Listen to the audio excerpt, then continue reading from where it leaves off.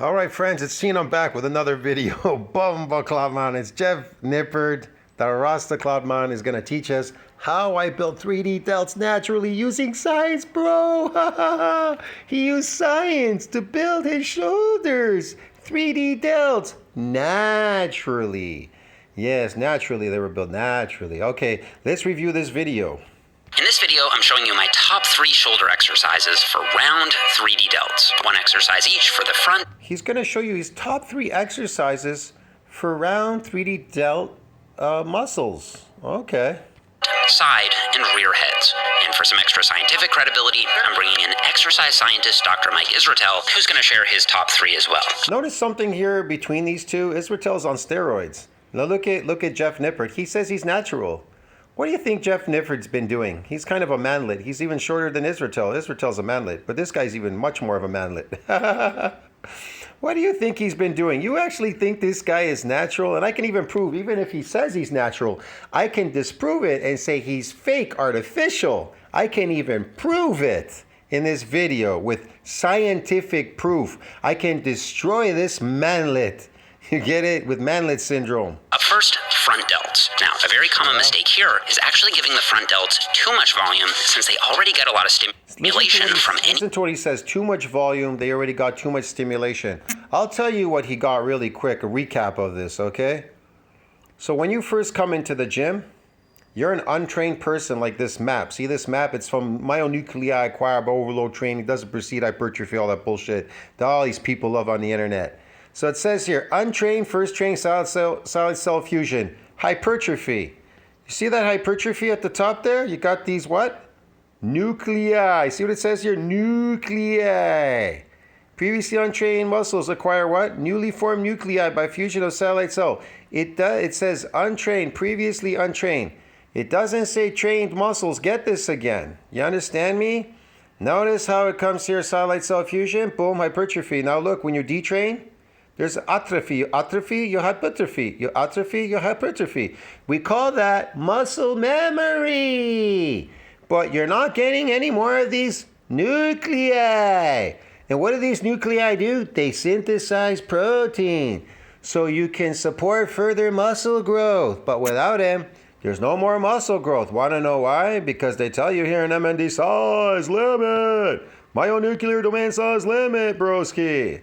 They tell you MND size has a ceiling limit during what? That hypertrophy process, what you just saw there. Beyond which extra myonuclei are donated by satellite cell to do what? To support further muscle growth. So there's no more muscle growth. How is he growing his muscles? And I'm going to tell you, it takes on a life of its own. It goes into a secondary shift because he's a trained athlete now. You are an endurance athlete. You're trained for endurance. Muscle fiber hypertrophy in response to 6 weeks of high volume resistance training, like he just said there in the video, high volume. And trained, he's a trained guy, a trained young man, is largely attributed to what? Sarcoplasmic hypertrophy. And what is this hypertrophy? It's glycogen loading. What is it? So basically, sarcoplasmic hypertrophy is a kind of artificial muscle growth. You train the muscles for no other reason than to visually increase its size by increasing the amount of fluid it can hold. But you do not increase the density of the muscles. So if it's artificial, he's a fake natty. He's building fake muscles, bro. So why is he claiming he's natural when he's a fake natty?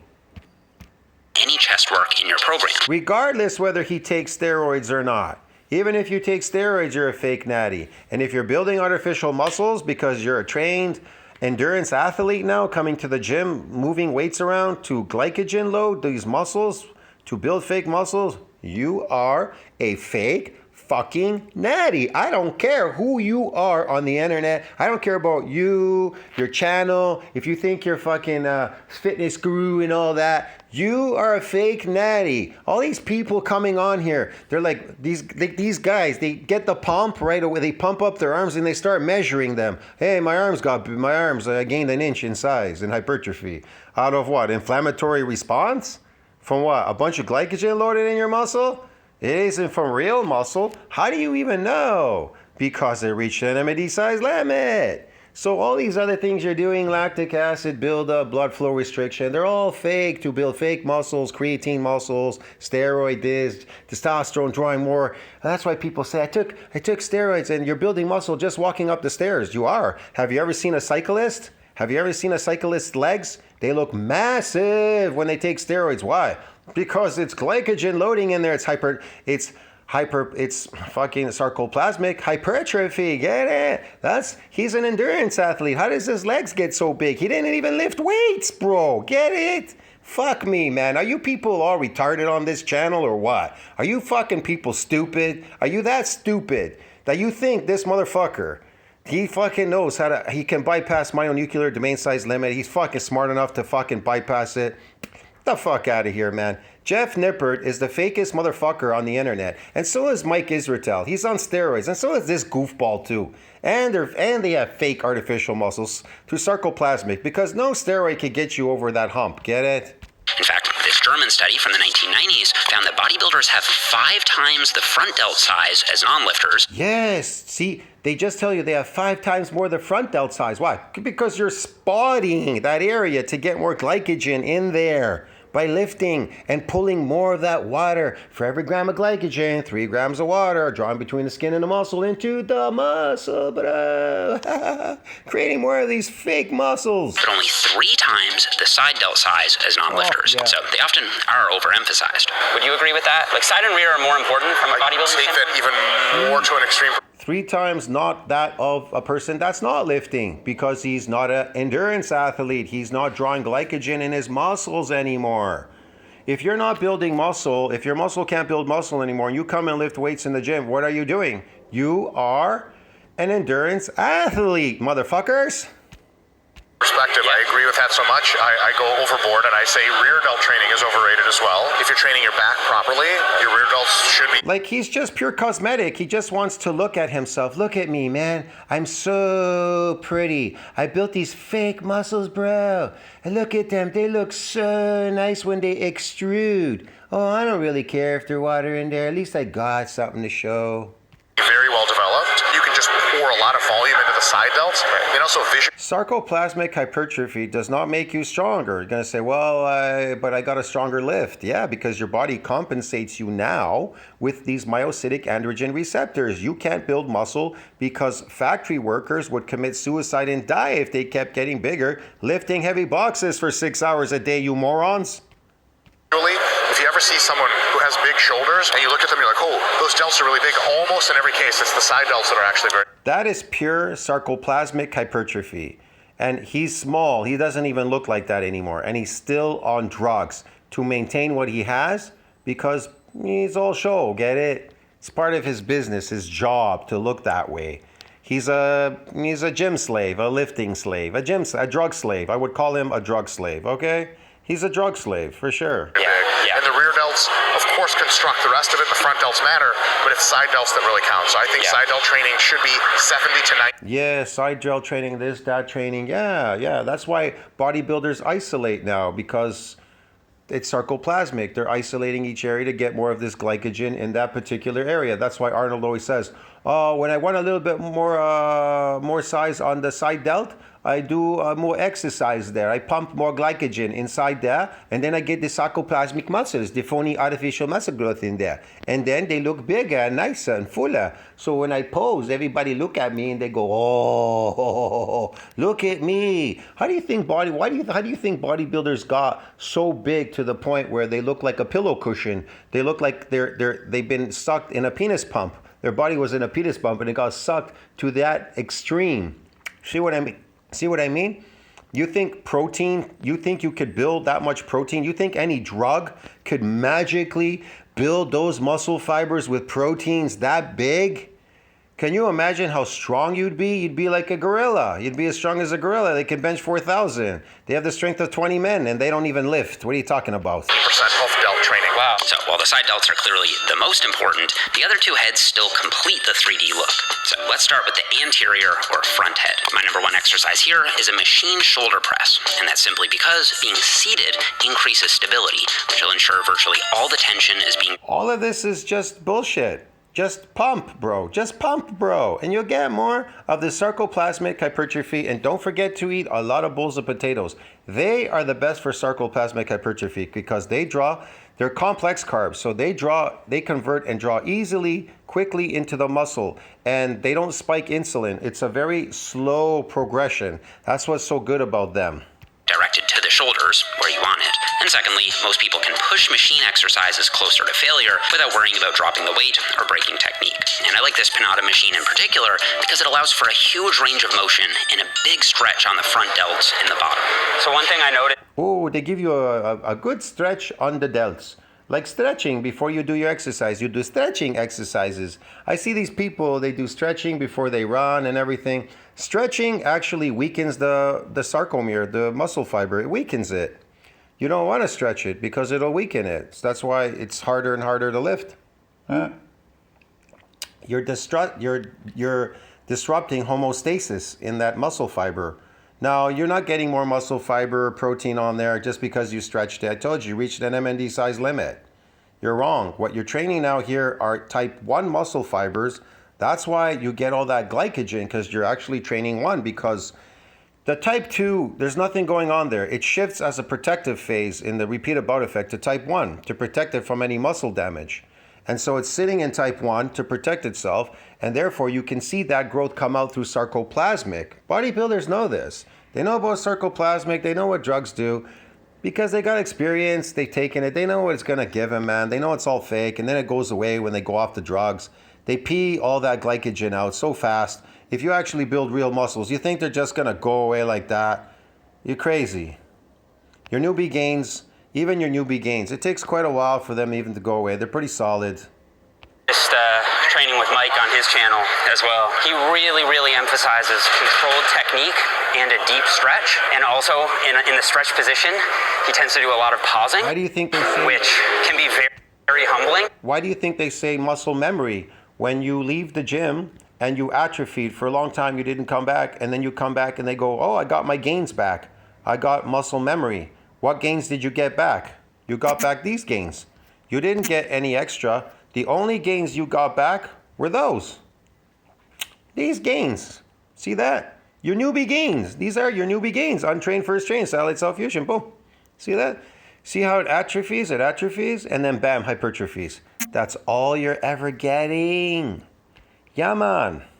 In terms of the amount of weight that you use. So that's something I actually don't typically do. I'm a little bit more of like a constant tension guy most of the time. So that... Yeah, you could do constantly tension. You could do anything, providing you're eating enough of this glycogen. You can get really big by eating, if glycogen synthesis precedes this breakdown, then you could build more of these artificial muscles, just like protein. When you first come in, you get that progenitor and everything.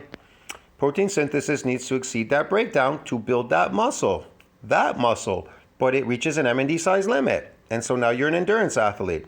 So what you have to do is every time you come in the gym, you need to precede that breakdown in glycogen. So you need to eat glycogen before you come in. You need to eat it when you go home. You need to constantly eat it all the time, every day. You need to eat bowls and bowls of potato, and you'll create more of these artificial muscles like Jeff Nipperd and his bumpkin friend here, these 2 lifting slaves.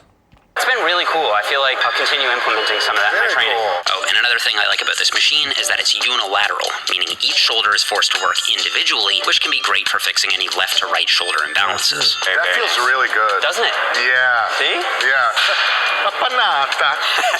Is that okay to say? I'll usually hit these for 6 to 10 reps, and of course, any decent shoulder press machine will get the job done. And if you don't have access to one, you can get a very similar effect with a seated dumbbell shoulder press, which is also unilateral and forces each shoulder to work individually.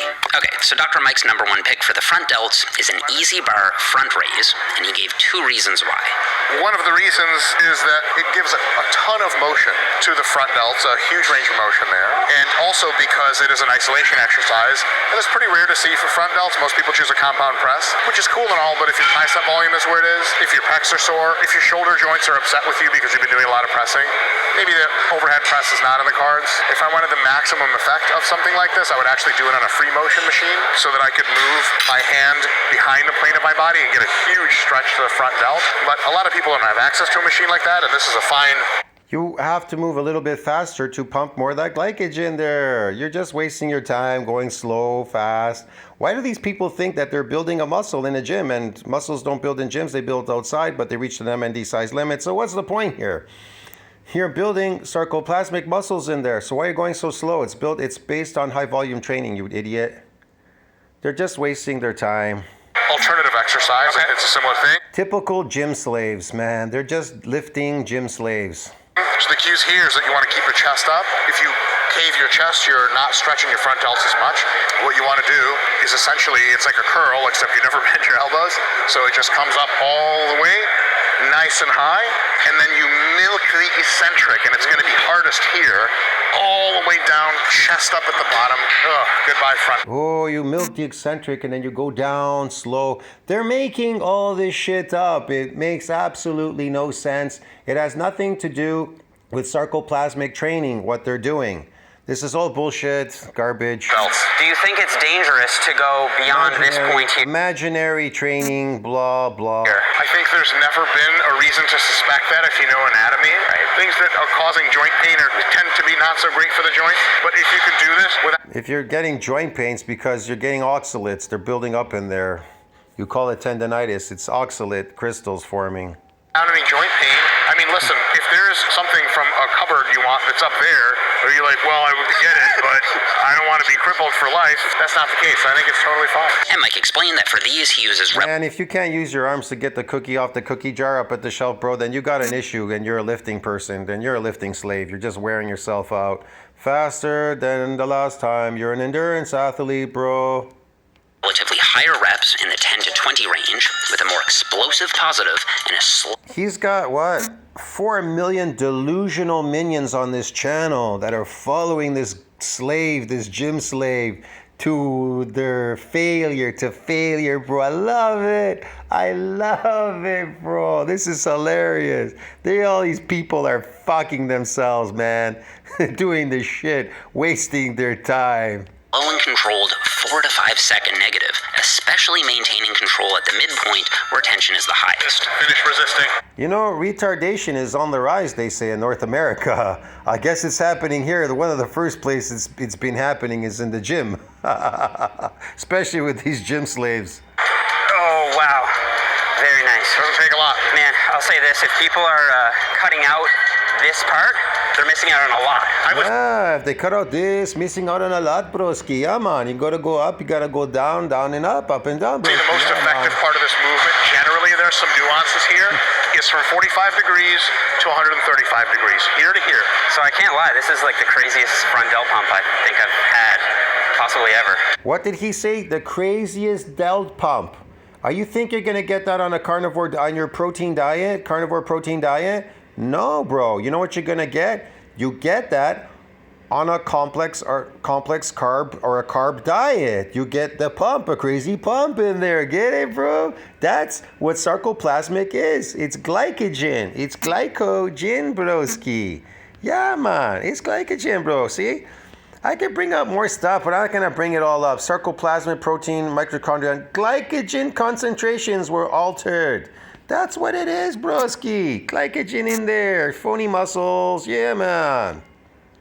ATP. It's ATP energy source glycogen. Okay, so with front delts out of the way, we're hitting the most important head for 3D delts, the side delts. So I'm going to let you go first. Now we're going to hit the side delts and see how much of a pump we can get there and put more sarcoplasmic fluid in there. Notice how you look so pumped after. What do you think that is? That's an inflammatory response, some lactic acid, and glycogen. For every gram of glycogen, 3 grams of water drawn from the skin and the muscle into the muscle, bro. So you could look like a freak. You could look freakily weird and strange, like you came out of a penis pump. For side delt, what would be your number one? There are many number ones. Okay. You're my number one. What's the number? More of these. In my case, this feels great. Great, I love it. So why not? Mike I love it. Get more pump. That's it. More pumping. Yeah, man. recommends doing these for moderate to higher reps in the 10 to 20 range. I recommend We'll think of the shoulders as having 3 distinct heads, the front, side, and rear, but from slightly different angles is more likely to make sure that all the fibers get... Oh, all all the fibers to make sure all the fibers get that sarcoplasmic, to get all that fluid in there, that gram for every gram, 3 grams of water are drawn into that muscle, bro. Gotta make sure it's drawn in there. And evenly. And here's how I do that. Position my torso so that I and back. Think about it. If you just work your shoulders now, that's all you work. Like, say you came in every day, you worked your shoulders. You say, a lot of people say, well, I'm damaging my muscles. Do you think they could damage and repair in a day? They just damage and repair in one day. Why? They say, well, I'm going to damage my muscles. They're going to get bigger from damage. But they're not getting damaged because there's something called repeat about effect. It protects muscle from getting damaged. See what I mean? There isn't any growth there. What are you talking about? And it goes away. And I just told you, myonuclear domain size has a ceiling limit during hypertrophic process. Beyond. There's just no more there, bro. So what exactly are you getting? See what I mean? Look, I can bring this one up too for all you people in case you're too stupid to understand this.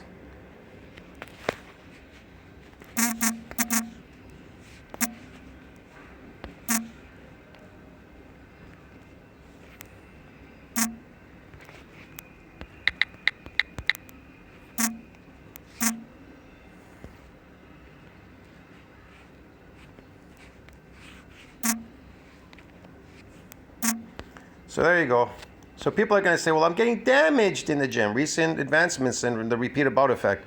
The protective effect against muscle damage from a single bout of eccentric exercise.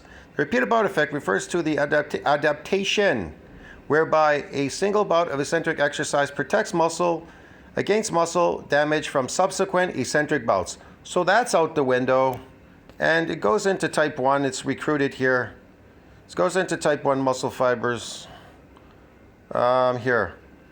It tells you a mechanism. There are some evidence to suggest that repeat bout effect is associated with a shift towards greater recruitment of what? Slow twitch motor units. Slow twitch motor units, bro. It goes into type 1. All right. Beautiful control, Jeff. That's awesome. How to open your car door while submerged underwater. Okay. Nice. Yes, Jeff, you're the man. That's beautiful, Jeff. You're such a beautiful little manlet guy. Next, let's take a look at our top 2 exercises for the post. Typically, I would stop about here, probably. Nonsense. All of the money you do this with. Yeah. More nonsense. More nonsense. Why do you think he takes drugs? He takes steroids. Because he's lazy to keep eating bowls of potato to build these sarcoplasmic muscles. If you build them artificially with potatoes, they definitely will stick around. They will stick around. They'll load up. A lot of it will load up in there, and it will stay for quite a while. Actually, it does require some maintenance, but it will stick around. Believe me, you have no idea. Yes, let's go. And I'm just going to show my last 2. Shut up now. Comment. Won't it hit your junk on the way down? Yes, if you're wildly uncoordinated. I'm gonna leave it at that because this is boring. I'll see you in the next one. Tell us what you think about that. Like, subscribe, support the channel. Lifting slaves. How I built 3D delts artificially, naturally, using science. Okay. I use science to what? To fuck a man, debunk bullshit because it's garbage. I'll see you in the next one. You want to do them? Eat a lot of potatoes and you'll get these delts too. See you later, man.